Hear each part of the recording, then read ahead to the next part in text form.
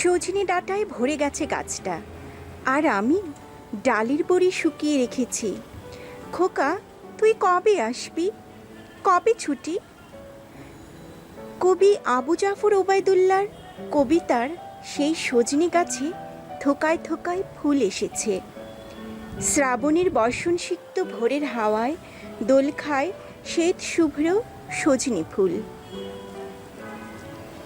সজিনা অতি পরিচিত একটি সুস্বাদু সবজি। সজিনা বা ড্রামস্টিকের বৈজ্ঞানিক নাম মরিঙ্গা অলিফেরা। সজনে গাছের পাতা, সজনে ডাঁটা, সজনে ফুল ও বয়স্ক গাছের বাকল সবই খাবার হিসেবে ব্যবহৃত হয়। এই গাছের পাতা উচ্চ পুষ্টিগুণ সমৃদ্ধ। এতে প্রচুর পরিমাণে ভিটামিন এ, ক্যালসিয়াম ও পটাশিয়াম আছে। এছাড়াও সজনে পাতা অ্যান্টিঅক্সিডেন্ট বৈশিষ্ট্যে ভরপুর। সজনে গাছের উচ্চতা সাধারণত 23 থেকে 33 ফুট হয়ে থাকে। শীতপ্রধান দেশ ছাড়া পৃথিবীর অন্য সব দেশে এই গাছ জন্মাতে দেখা যায়। সজনে গাছ দু ধরনের হয়ে থাকে।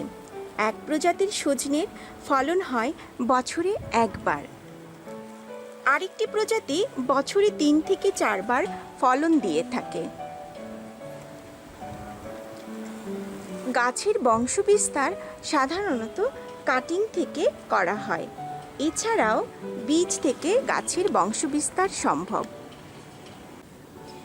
বীজের মাধ্যমে গাছ পেতে চাইলে গাছের পাকা ফল সংগ্রহ করে সেটি রোদে শুকিয়ে একটি এয়ারটাইট কন্টেনারে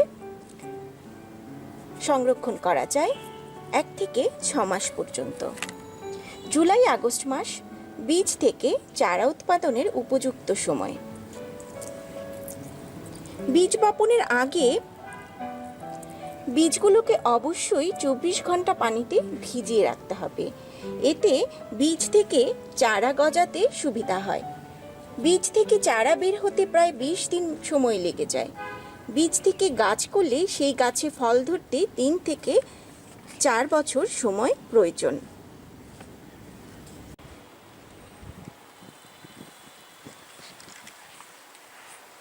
এছাড়া ডালের কাটিং থেকেও গাছ উৎপাদন সম্ভব। ডালটি লাগানোর সময় খেয়াল রাখতে হবে ডালটি গাছে থাকা অবস্থায় এর মাথা এবং গোড়া যেদিকে ছিল রোপণ করার সময় যেন ঠিক সেইভাবেই থাকে। রোপণের সময় কাটিংয়ের 3 ভাগের 1 ভাগ গর্তের মাটির নিচে রাখতে হবে।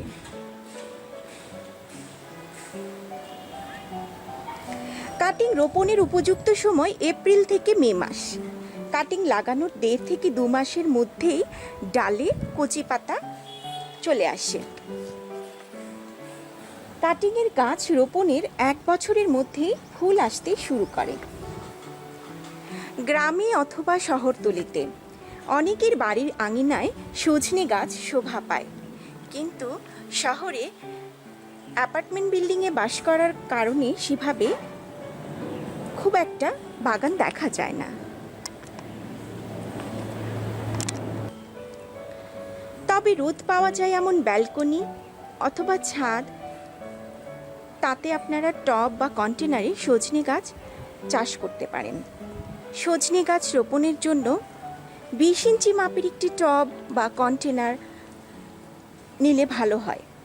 সজনে চাষের জন্য বেলে দোআঁশ মাটি 60 ভাগ, গোবর সার 40 ভাগ এবং আধা চা চামচ ছত্রাকনাশক মিশিয়ে মাটি তৈরি করতে হবে।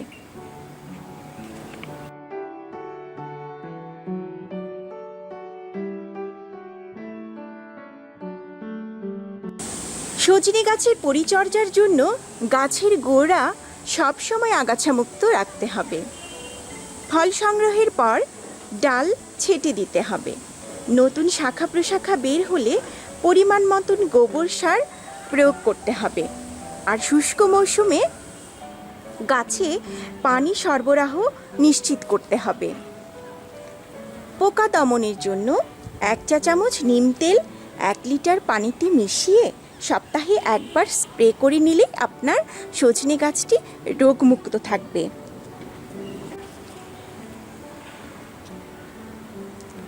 আজকের ভিডিওতে বাড়ির ছাদ বাগানে সজিনা চাষ পদ্ধতি সম্পর্কে কিছু বলার চেষ্টা করেছি।